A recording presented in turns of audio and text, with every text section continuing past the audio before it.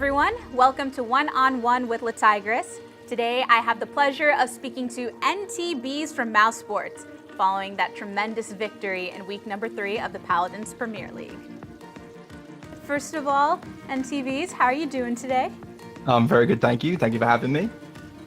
It's awesome to have you as always. So, we got to know each other a bit during PWC, but I wanted to make sure that everybody that watches the PPL gets to know you as well. So first things first, how did you get involved in the Paladin scene? I got involved in the Paladin scene through doing YouTube videos. So I was actually at university and I was like, I want to do something as a side project whilst I was at uni because I had a lot of free time. And Paladins had just come out. I was an advocate of Smite, but I wanted to get into an FPS. So Paladins came out and I was like, hey, let me jump on this early, started doing the YouTube videos, and from there I got picked up into Fate esports and then just progressed from there and just continued higher and higher and up into the better and better teams. Cool. What's your favorite part about so as far as the competitive scene and everything, what have you enjoyed most? The competitive scene what I enjoy most is just kind of how difficult it is really. For like someone like myself, I've never really actually played PC FPS before. So this is my first PC FPS game. So the fact that I've been able to jump in and like literally play against the best people in the world is just kind of what gets it for me. Like I'm all about PvP as a person. I don't really like PvE or one-player games. I'm all about knowing that I'm against another human and that I'm trying to better myself and be better than other people.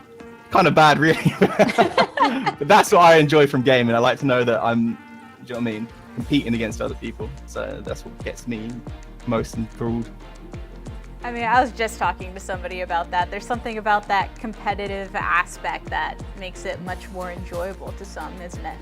Yeah, of course. Obviously, I appreciate some people love the storytelling of PvE and whatever, but for me personally, it's just, I'm not interested. Yeah. What about your favorite champions in Paladins? That's got to go to Makoa. My plushie Koa behind me here, my little cheerleader. But yeah, Makoa's got to be my favorite champion. I mean, he's just OP, so it's nice to have an overpowered tank. Do you know what I mean? When everyone else gets to play their Cassies and their Canissas, it's nice to have a tank you can jump on and still carry the game quite effectively with. Right. And didn't Makoa make it through the draft during your match last week? Yeah, I finally got to play Makoa and I lost. They finally give me Makoa, we lost. They counted us really hard though. We had solo tank Makoa and they took a triple tank comp, which they have played against us previously and we actually have beat them with previously as well. But we flopped a little bit there. But not because of my Makoa. I'm just putting that straight out there. The Makoa was on point. Yeah, so you can look back at it and think, all right, my slash line was still okay, so yeah, I still got a win out of it. The hooks were on point, it was okay. Even with the hook nerfs, it was bad, man. Yeah, you bad, man. But you still made it work, and even though there was a loss in that game, it went all the way to 5 games, and how did that impact your level of play throughout the series? Well, I had to be told to calm down. Ko had to say to me, "Bees, you need to calm." I was so hyperactive. Like it was, for me personally, like I said, the competition really drives me to finally be in a PPL match where like I feel like I'm competing to a level that I can show off my abilities. I got so aggressive and so hyperactive in the games. It was so much fun for me. But I was being a little bit too OTT, but I loved it. It was good for me. I enjoyed it a lot. And that was the first PPL victory for Mousesports. It's been kind of an underdog organization throughout. So how has that impacted your play within these matches? I don't know, it just feels good first and foremost, but I think like a lot of pressure has been alleviated from us. On the Saturdays, like we haven't performed to the standard that I would say personally as a team we perform typically in scrims. Like in scrims, we take a lot of games off the top teams. We certainly perform way better than the 4-0 results show on the PPL standings. So it's obviously I know that scrims and people are testing things out, but even still, I think the pressure continually mounted each week. With the continual losses, the pressure just continued to mount and mount and mount. So I think with the actual first victory, we've kind of alleviated ourselves a little bit, shown that we're not maybe as weak as some people perceived us to be. And moving forward now, I think it'd be a lot easier for us now to maybe compete to the standard at which I expect from my team and the standard at which I know we can definitely bring. And during the PWC, you got to take a step in that analyst role away from player for the time being. How was that switch? Oh, I love that. We've done it all now. I've been player bees, coach bees, and analyst bees. I've been the trio. I really enjoyed the analyst desk, like really thoroughly enjoyed it. Like I'm quite a vocal and talkative person. So to do that as kind of like as a job, to just sit there and talk about a game that I love, for me personally was a fantastic opportunity, and an opportunity that I'm very thankful for as well. It was very nice. That was my first HRX as well. Unfortunately, not how I wanted it to be. I'd rather be a player. But I had a fantastic time doing the analyst desk. It was very much a fun thing to do, especially with Golden Boy. I'd never met the man before, and he was a fantastic guy. Absolutely loved him, and he helped me so much to improve throughout the weekend on the analyst desk. So I had a great time.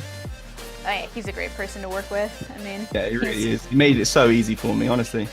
You know, makes it so comfortable. And having that analyst work behind you now, do you think that insight from the PWC has helped you or strengthened you going into the season of the PPL? I wouldn't say so particularly. The thing with Paladins is the meta and the kind of play styles change so frequently. So even if you were to study the World Championships thoroughly and try to gain a grasp from that moving into the next PPL, the meta and everything will shift so much that I wouldn't say that it particularly helps me in that manner. And we kind of have our own play style as well. We're a very chaotic team, whereas most other teams tend to be quite meticulous. We like to cause chaos in the way that we play, and to kind of like then react off of our own chaos rather than be meticulous. So we have a very different play style to most of the other teams that were in the PWC. And I wouldn't say particularly that it would have helped us improve, but it was still obviously a great opportunity for me. Cool. And you mentioned that they had to calm you down a bit during that. I had to say to me, "Bees, you need to calm down." I mean, there's something about that passion, and as a leader of the team and being a vocal person, what are some of your responsibilities within that culture? Well, the thing that I needed to calm down was my calls were getting very like shouty and kind of, but I feel like I had to do that. Like sometimes when you play for so long, it becomes very difficult to continually do the shot calls that you're supposed to do. So to counteract the tiredness of a long set, it was for me was just to become more and more vocal, but maybe just went a bit too far. But outside of that, just as team captain, I don't know, there's a lot of things you do that I suppose a lot of people wouldn't think about as team captain. A lot of talking to the team and ensuring that everyone's doing the roles correctly that they should be, and paying attention throughout scrims. Like you play sometimes with, obviously myself and Kara are a lot older than the majority of our team. So sometimes the attention span of some of the younger players can be a little bit less desirable. So it's kind of being able to step in and make sure that people actually do what they're supposed to do when they do it. So then you kind of mentioned being a bit chaotic with the style of play and everything. If you had to describe your team dynamic in a particular way, how would you do that? I don't know how to describe it. It's just kind of the two old fogies, me and Koa, and then the three younger DPS boys that like to frag out, and just kind of trying to wrangle them in to be a little bit more streamlined with what they should be doing than just kind of running about how they like to. That's probably the best way for us to describe it. But I'm very proud of my team. We've come leaps and bounds from what we were when we first started with this new roster, and I think significant improvements will just continue to come from us as we kind of nail down the more simple parts of the play style as a group. For sure. And you got your victory, and I'm sure that you had certain expectations going into this season. So what exactly were those expectations? Our expectations were basically just to kind of show that we weren't as lackluster as people perceived us to be from last season. I mean, I'm not sure if people know this, but last season we had so many issues within our team, and being that we basically played as a 4-man roster for the entirety of the season due to one of our players being able to make LAN events. So we kind of were in a bit of a sticky situation, being that we basically lost our support player, and then we tried a new support player who then again he couldn't attend LAN the week before. So then we had to get another new player in, being Sire. Absolutely, I love Sire so much for that. He helped us so much in the regards of actually being able to jump in. But we struggled a lot for the fact that we didn't have the full 5-man roster to actually compete correctly with at any point. So it was just kind of nice for us now this season to jump forward with a solid roster and just to kind of show what we can do. Unfortunately, it hasn't really gone the way that I perceived it to be. I mean, we are better than we were last season, but I don't think our results have shown that just yet. And that's something I'm a little disappointed in, but at the end of the day, it's not something that I'm going to let get me down. And I will continue to push forward and help my team to become the best that we can be. That's what we like to hear. And As far as that Virtus Pro match, going into that, did you think that was going to be the first victory, or did you believe it was going to be a tough battle? No, it was definitely tougher than I perceived it to be. Again, I think, as we said before, the mountain of pressure from the losses kind of came to a point where we had so much expectation on us to win that I think that kind of ended up hindering us a little bit further as well. Like, obviously, some of the other matches, people perceive that we're going to lose. So when they perceive we're going to win, it's almost added pressure on top of what we had on top of us already. So it was very difficult for us to do these things. But I think as a whole, we did fantastic. We definitely showed up. And I want to give massive props to the VP boys. When they first joined from the PGS to the PPL, they were nowhere near as strong as they are now. Like, they have improved leaps and bounds from when they first came up to PPL. And I think in part, obviously, playing stronger teams and being able to have maybe the leadership of Elvin as well. Maybe he's done some great things with them to show them little bits and pieces they may have been missing, but props to them as well. They did absolutely fantastic. And now that you do have that victory, a little bit of pressure off, what do you think the future for Mousesports is? Hopefully to keep winning. That's the plan so far. I mean, we have a few things that we're discussing right now to change up and continue to improve. So we might be a little bit shaky now coming out in the next couple of weeks with some adjustments that we've made, but hopefully as it pushes forward for the future, it'll be the best for us and we can start to progress even better as a team and really show what we're capable of.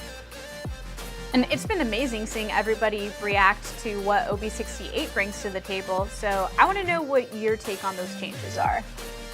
See, the main thing from the OB68 is the solo tank has come back into the game, which a lot of people perceived was gonna hurt us as a team, because obviously Sephi Cloud and myself, both tank mains and fantastic tanks at that, I might add.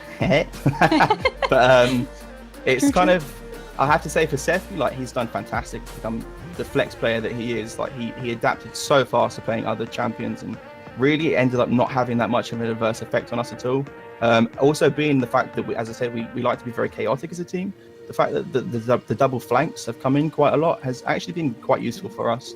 And the fact that we can just put Cybait and Doodle onto flanks and let them do as they do and just carry us in the best to their abilities. And whether it's someone on your team or another team or any region, doesn't matter, what players have impressed you the most? There's quite a few that impressed me this season, honestly.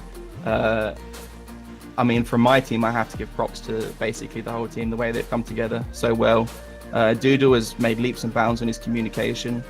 He's a young player whose English wasn't very strong, and he's really tried so very hard to improve on that, and he's done absolutely fantastic to improve on that.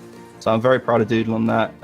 Cybait has improved leaps and bounds in the way that he comes into the games, and kind of his attitude towards playing has improved a lot recently, which I'm very proud of him for. Again, Sephi for flexing so well. Poa for keeping us together. I think most of our team deserve props. As far as best player, I don't know. I think I have to give that to my boy Tenor. Tenor's done so well recently and really proved that the grind can really improve your ability quite a lot. And then also, again, to the VP boys, I cannot stress how much they improved over like the small period of which they joined the PPL to what they are now. They've done fantastic as a group. That's always awesome seeing. I feel like the scene growing as a whole is always a good thing. You want to see everybody improving. And as far as going into these last couple weeks of the PPL, there's not that much left of the season. And I know you're hungry for some victories. Can we see some more Mousesports wins? I'm hoping we see some more Mousesports wins. As I say, we've changed a little bit of our dynamic coming into next week. This week coming, we don't know how we're going to do. It might be a little bit shaky with the changes we've implemented. We're hoping the 2 weeks we've got until our next VP encounter will be enough to solidify what we're trying to achieve. And hopefully we can maybe get more of a steady win against VP in the last week rather than the shaky one that we had this time around. Cool. The last thing I got for you is, what would you like to say to the Paladins community? I just want to say thank you to the Paladins community. They show me so much love, and to show Mouse so much love despite the hardships we've had as a team. I feel loved, and I really enjoy that. I enjoy knowing that there's a community backing behind me, despite whether we show up as much as some of the other teams or not. And I just appreciate everyone that supports me along my journey so far, and hopefully they continue to support me. Yay, feel the love. So that does it for today's one-on-one. I hope you enjoyed what you had to hear from NTBees. We'll have more interviews for you in the future. See you next time.